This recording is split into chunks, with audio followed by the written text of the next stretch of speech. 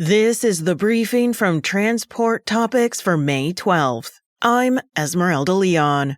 Transport Topics Managing Editor Seth Clevenger and TT's Mike Senatori explore how the logistics industry is balancing modest growth with major challenges, from rapidly shifting trade policies to the strategic moves reshaping freight. Listen in at ttn.ws/episode 163.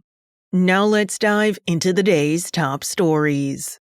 A consortium of 16 states is suing the Federal Highway Administration over the White House's termination of $1 billion in previously approved federal grants allocated for construction of electric vehicle charging infrastructure. The group claims the FHWA ran afoul of its authority by blocking the funds, which were approved by Congress as part of the Infrastructure Investment and Jobs Act of 2021. The funding was allocated under the National Electric Vehicle Infrastructure Grant Program, which allocated $5 billion for states to develop EV charging infrastructure.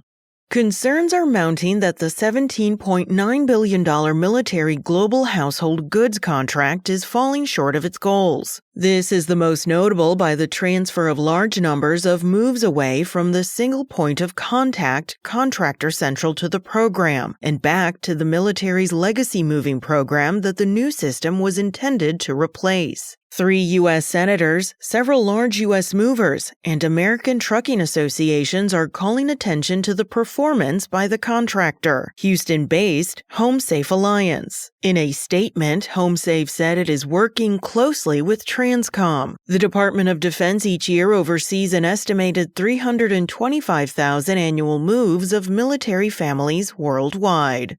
China's exports to the United States stumbled in April while its trade with other economies surged, suggesting that President Donald Trump's tariffs offensive is hastening a shakeup in global supply chains. Shipments to the U.S. sank 21% in dollar terms as Trump's tariffs on most Chinese exports rose to as high as 145%. China's tariffs on U.S. goods stands at 125%. Imports to China from the U.S. dropped more than 13% from a year earlier, while its politically sensitive trade surplus with the United States was nearly $20.5 billion in April, down from about $27.2 billion a year earlier.